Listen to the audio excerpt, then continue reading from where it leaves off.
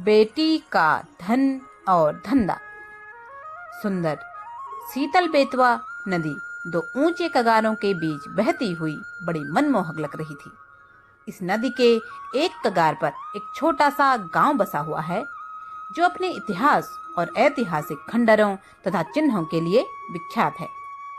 और जातीय कथाओं और चिन्हों पर मर मिटने वाले लोग पर्यटन के लिए इस गांव में आते और उन पर्यटकों को नदी और गांव की परिक्रमा करते हुए इतिहास के बारे में तमाम सच्ची झूठी कहानियां सुनाता एक बूढ़ा केवट, जिसका नाम सुक्खू चौधरी। वह नवक्षेत्र हुआ परिवर्तन को राजा का दरबार, रानी का महल और महल का शानदार बगीचे आदि के खंडर दिखाता।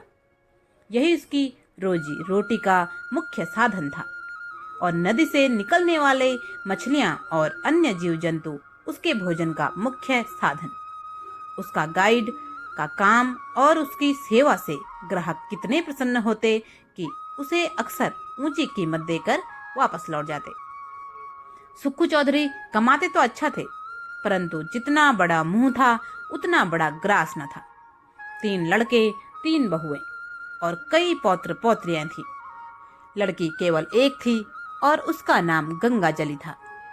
यह सुक्खू चौधरी की सबसे छोटी संतान थी और इसका अभी तक गौना नहीं हुआ था। पत्नी के मर जाने पर सुक्खू चौधरी ने इसको बकरी का दूध पिला पिला कर पाला था। परिवार में खाने वाले तो बहुत थे, पर खेती सिर्फ एक हल की ही होती थी। मुश्किल से निर्वाह होता था, परंतु सुक्खू की वृद्धावस्था और पुरातत्व ज्ञान ने उसे गांव में वह मान और प्रतिष्ठा प्रदान कर रखी थी, जिसे देखकर झगड़ू साहू भीतर ही भीतर उससे जलता था। झगड़ू साहू दुष्ट प्रवृत्ति का आदमी था और पर्यटकों से होने वाली कमाई पर उसकी नजर थी, लेकिन सुक्खू चौधरी के इस धंधे में पकड़ और उसके मान सम्मान तथा पर्यटकों के बीच उसकी लोकप्रियता के कारण वह कहीं भी उसकी बराबरी नहीं कर पाता था। इसलिए वह सदा उस शुभ अवसर की प्रतीक्षा करता रहता जब सुक्खू पर अपने धन द्वारा प्रभुत्व जमा सके। इस गांव के जमींदार ठाकुर जीतन सिंह थे, जिनकी मजदूरों से बेगार लेने की आदत के मारे गांव वालों का नाक में दम था। गांव वाले ठाकुर जीतन सिंह से दुखी थे और अक्सर उसके अत्याचारों का रोना रोते थे। उसी साल जिला मजिस्ट्रेट का दौरा हुआ और यहाँ एक पुरातन चिन्हों की सैर करने के लिए पधारे तो गांव वालों ने सुक्खू चौधरी को उकसाया कि तुम्हारी तो दूर दूर तक जान पहचान है, तुम जिला मजिस्ट्रेट साहब से ठाकुर जतन सिंह के अत्याचारों की शिकायत कर दो। सुक्खू चौधरी को अच्छी तरह मालूम था कि जीतन सिंह से बैर मोल लेना शेर के मुंह में सिर देना है, किंतु जब गांव वाले उसे झूठी प्रशंसा कर चिढ़ा दिया तो जोश में आ गए और सुक्खू चौधरी ने दबी जबान से अपने गांव वालों की दुख कहानी जिला मजिस्ट्रेट को सुना डाली। मजिस्ट्रेट ने जीतन सिंह को कारण बताओ नोटिस जारी किया और उससे उसका उत्तर मांगा। झगड़ू साहू को अपने दिल में दबी हुई भड़ास निकालने का बहुत अच्छा अवसर मिला और उसने सुक्खू चौधरी के इस दुस्साहस की रिपोर्ट ठाकुर जीतन सिंह को कर दी। ठाकुर साहब जलकर आग हो गए। अपने कारिंदे से बकाया लगान की बही मांगी। संयोगवश चौधरी के जिम्मे इस साल का कुछ लगान बाकी था। कुछ तो पैदावार कम हुई, उस पर गंगाजली का ब्याह भी कर दिया था। छोटी बहू अपने लिए नथ बनवाने की रट लगाए हुए थी, वह बनवानी पड़ी। इन सब खर्चों ने हाथ बिल्कुल खाली कर दिया था। लगान भरने के लिए कुछ नहीं बचा था। ठाकुर जतन सिंह ने लगान जमा करवाने का नोटिस भिजवा दिया। सम्मन आ पहुंचा। दूसरे दिन पेशी की तारीख पड़ गई। बेचारे सुक्खू चौधरी बुरे फंसे। जिन लोगों के बढ़ावे में आकर सुक्खू ने ठाकुर से छेड़छाड़ की थी, उनका दर्शन मिलना दुर्लभ हो गया। ठाकुर साहब के गुंडे और प्यादे गांव में चील की तरह मंडराने लगे। उनके भय से किसी को चौधरी की मदद करने का साहस नहीं होता था। कचहरी वहां से 3 मील पर थी। बरसात के दिन थे, नदियां उमड़ी हुई थी, रास्ता कच्चा था और सुक्खू चौधरी के पैरों में बल नहीं। अतः मुकदमे का एक तरफा फैसला हो गया। कुर्की का नोटिस पहुंचा तो सुक्कू चौधरी ने हाथ पांव फूल गए, सारी चतुराई भूल गए। चुपचाप अपने खाट पर पड़े पड़े नदी की ओर ताकते और अपने मन में रोते रोते कहते, क्या मेरे जीते जी यह घर मिट्टी में मिल जाएगा? क्या हमको इस घर से निकलना पड़ेगा? यह पूर्वजों की निशानी क्या हमारे जीते जी छिन जाएगी? हाय, मेरे इन बैलों की सुंदर जोड़ी के गले में क्या दूसरों का जुआ पड़ेगा? यह सोचते सोचते उसकी आंखें भर आती। वह बैलों से लिपट कर रोने लगा। बैलों की आंखों से भी आंसू जारी थे। उनके हृदय पर भी अपने स्वामी के दुख की चोट पहुंच रही थी। वैसे तो चौधरी की 3 बहुओं के पास गहने बहुत थे, पर स्त्री का गहना ऊख का रस है जो पैरने से ही निकलता है। चौधरी गरीब आदमी था जरूर, पर स्वभाव का ऊंचा था। उसे बहुओं से ऐसी नीच बात कहते संकोच होता था। लड़के नालायक थे, बड़े लड़के को घाट के काम से फुर्सत न थी। बाकी 2 लड़के इस जटिल प्रश्न को विचित्र रूप से हल करने के मंसूबे बांध रहे थे। मझले लड़के ने मुंह बनाकर कहा, इस गांव में क्या धरा है? जहां ही कमाऊंगा वहीं खाऊंगा, पर जीतन सिंह की मूछें एक एक करके चुन लूंगा। छोटा लड़का ऐंठ कर बोला, मूछें तुम चुन लेना, नाक मैं उड़ा दूंगा, नकटा बना घूमेगा। इस पर दोनों खूब हंसे और मछली मारने चल दिए। सब हालात देख समझ लेने के बाद सुक्कू चौधरी समझ गया था कि घर पर ठाकुर जीतन सिंह का कब्जा होना तय है। अब कोई बचा सकता है तो सिर्फ ईश्वर। वह हार कर एक खाट पर बैठ गया और भक्ति भजन गाने में मगन हो गया। इसी गांव में एक बूढ़े ब्राह्मण भी रहते थे। मंदिर में पूजा करते और नित्य अपने यजमानों को दर्शन देने सुक्कू की नाव में सवार होकर नदी पार जाते थे। तीसरे दिन वह जमींदार के गुप्तचरों की आंख बचाकर सुक्कू के पास आए और सहानुभूति के स्वर में बोले, चौधरी, कल तक की ही मियाद है और तुम अभी तक पड़े पड़े सो रहे हो। घर की चीज ढूंढ ढांट कर किसी और जगह भेज दो। जो कुछ सामान बच जाए वही सही, घर की मिट्टी खोद कर थोड़ी ले जाएंगे। चौधरी लेटा था, उठ बैठा और आकाश की ओर निहार कर बोला, जो कुछ उसकी इच्छा है वही होगा, मुझसे यह जाल ना होगा। इधर कई दिन से निरंतर भक्ति और उपासना के कारण चौधरी का मन शुद्ध और पवित्र हो गया था। उसे छल प्रपंच से घृणा हो गई थी, परंतु चौधरी के घर के अन्य लोगों को ईश्वर पर इतना भरोसा नहीं था। धीरे धीरे घर के बर्तन भांडे सब बेटा और बहू मिलकर खिसकाए जा रहे थे। अनाज का एक दाना भी घर में न रह पाया। रात को नाव लदी हुई जाती उधर से खाली लौटती थी। 3 दिन तक घर में चूल्हा न जला। बूढ़े चौधरी के मुंह में अन्न की कौन कहे, पानी की एक बूंद भी न पड़ी। स्त्रियां भाड़ से चने भुनाकर चबाती और लड़के मछलियां भून भून कर उड़ाते, परंतु बूढ़े की भूख प्यास से किसी को कोई मतलब नहीं। उसकी इस दशा में कोई शरीक था तो वह उसकी बेटी गंगा जली थी। यह बेचारी अपने बूढ़े बाप को चारपाई पर निर्जल छटपटाते देख बिलक बिलक कर रोती थी। लड़कों को अपने माता पिता से वह प्रेम नहीं होता जो लड़कियों को होता है। घर पर आई इस विपत्ति के समय गंगा जली अपना ससुराल छोड़कर मायके आई हुई थी और इस सोच विचार में मग्न रहती थी कि दादा की किस भांति सहायता करूं। कभी वह सोचती, यदि हम सब भाई बहन मिलकर जीतन सिंह के पास जाकर दया भिक्षा की प्रार्थना करें तो वे अवश्य मान जाएंगे। फिर सोचती, वो यदि एक दिन बड़े साहब के पास चले जाएं तो सब कुछ बात की बात में बन जाए। किंतु दादा नहीं जाएंगे, उनकी तो जैसे बुद्धि ही मारी गई है। इसी उधेड़बुन में उसे एक उपाय सूझ पड़ा और मुरझाया हुआ चेहरा खिल उठा। रात का समय था।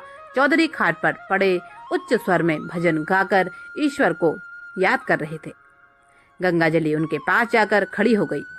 चौधरी ने उसे देखकर विस्मित स्वर में पूछा, क्यों बेटी, इतनी रात गए, क्यों बाहर आई?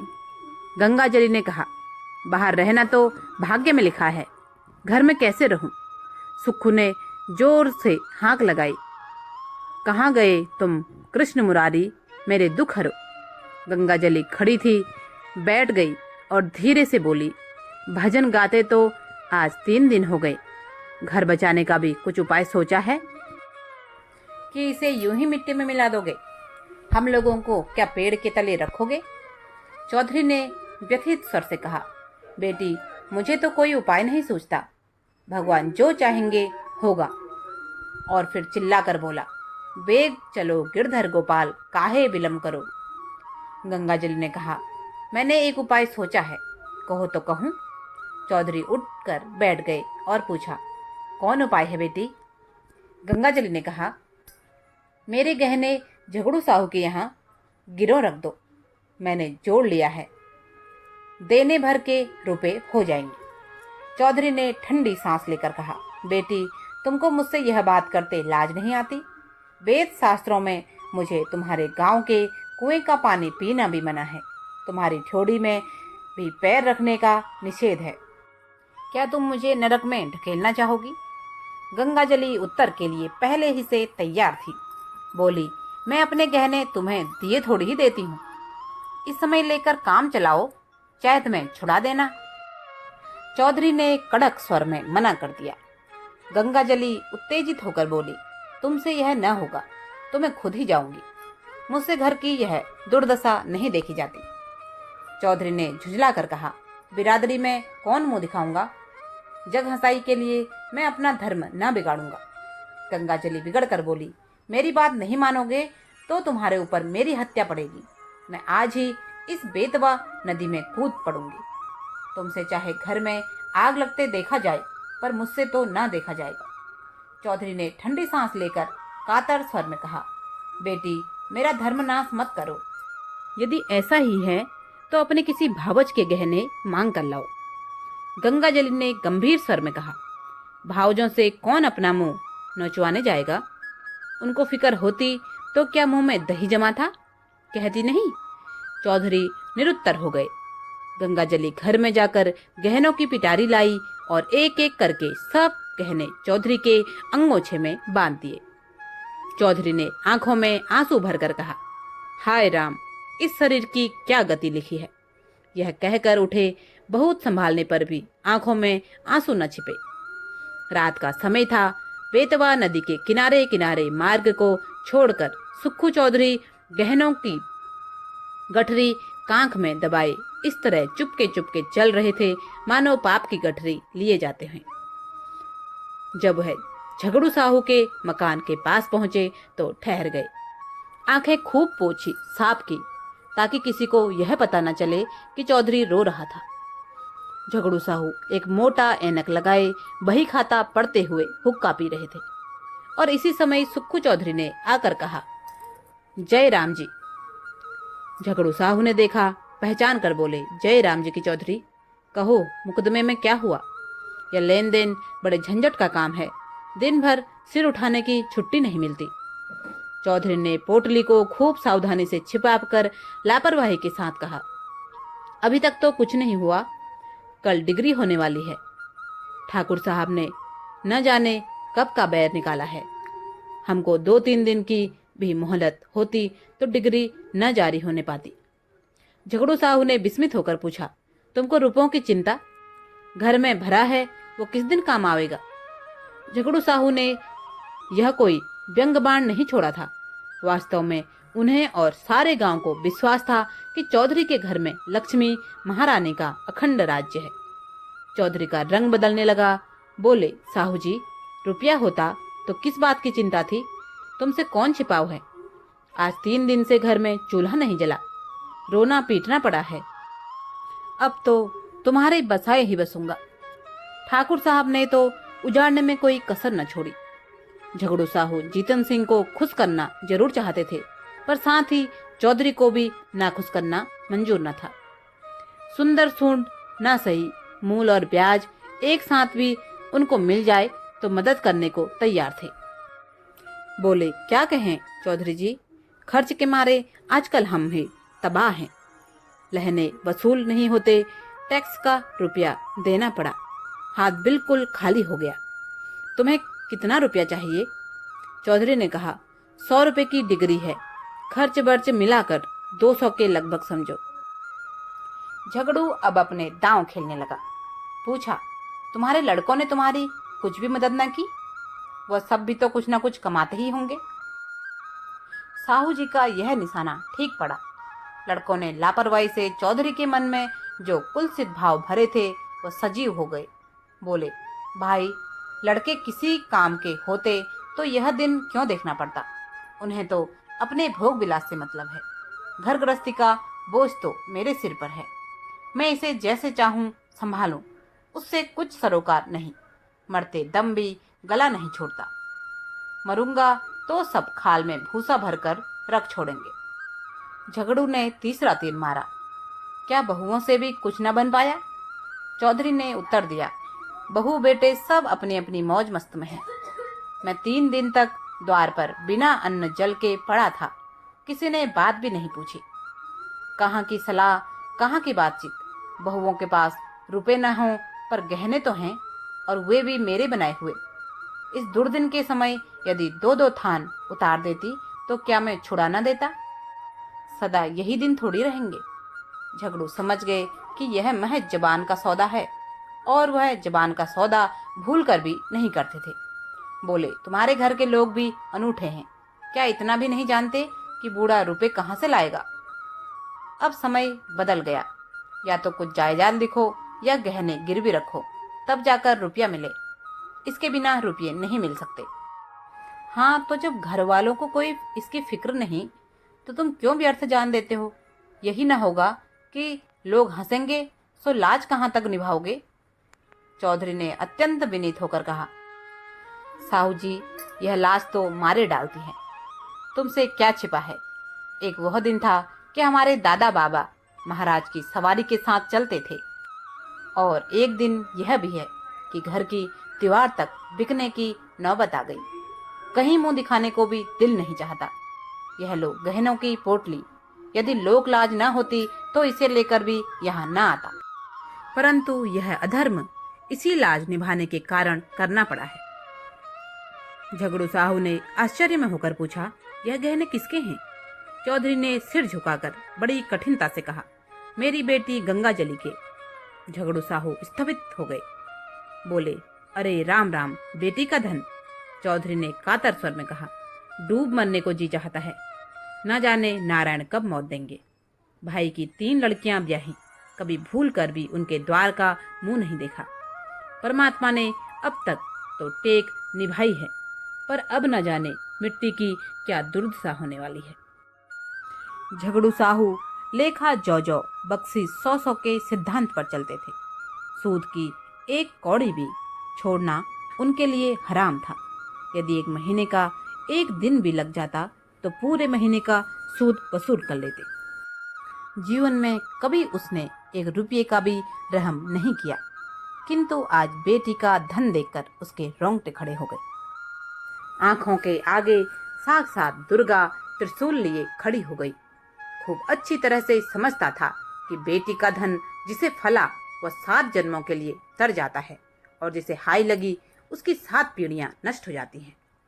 झगड़ू साहू कितने भी कृपण कंजूस क्यों न हो, परंतु नवरात्र में नित्य दुर्गा पाठ करवाते थे। सहसा उनके मुंह से निकल पड़ा, निर्दयी काल की ठोकर से अधर्म अगर मार्ग पर उतर आया है तो धर्म की रक्षा करना हमारा कर्तव्य धर्म है। वही परमात्मा जिसने अब तक तुम्हारी टेक निभाई है, अब भी निभाएंगे। लड़की के गहने लड़की को ही दे दो। लड़की जैसी तुम्हारी है वैसी मेरी भी है। यह लो रुपए, आज काम चलाओ। जब हाथ में रुपए आ जाएं तो दे देना। चौधरी पर इस सहानुभूति का गहरा असर पड़ा। वह जोर जोर से रोने लगा। उसे अपने भावों की धुन में कृष्ण भगवान की मोहिनी मूरत सामने विराजमान दिखाई दी। वही झगड़ू जो सारे गांव में बदनाम था, जिसकी उसने खुद कई बार हाकिमों से शिकायत की थी, आज साक्षात देवता जान पड़ता था। रुधे हुए कंठ से गद्द होकर बोला, झगड़ू, तुमने इस समय मेरी बात, मेरी लाज, मेरा धर्म, कहाँ तक कहूँ, मेरा सब कुछ रख लिया। मेरी डूबती नाव पार लगा दी। कृष्ण मुरारी तुम्हारे इस उपकार का फल देंगे और मैं तुम्हारा गुण जब तक जीऊंगा गाता रहूंगा। दोनों गले लगे और सुक्खू चौधरी विदा हुए। दोस्तों, हमारा धर्म और हमारी संस्कृति हमेशा से ऐसे ही है कि हम चाहे कितने भी बड़े व्यापारी हों, निर्दयी धंधे के गुलाम हों, कितने भी बड़े लूटखोरों क्यों न हों, किंतु बेटी का धन एक ऐसा पवित्र धन है जिसे हाथ लगाने का सोचना भी हमारे लिए महापाप है। और ऐसे ही संस्कार और संस्कृति थे जिसने झगड़ू साहू के हृदय को क्षण भर में परिवर्तित कर दिया। उम्मीद करती हूँ कि आज की कहानी आपको पसंद आई होगी। कहानी पसंद आए तो कृपया एक लाइक जरूर करें। अभी तक भी चैनल पर नए हैं तो सब्सक्राइब अवश्य करें और कमेंट बॉक्स में जय श्री राम का जयकारा अवश्य लगाएं। आपका बहुत बहुत धन्यवाद। जय जय श्री राम।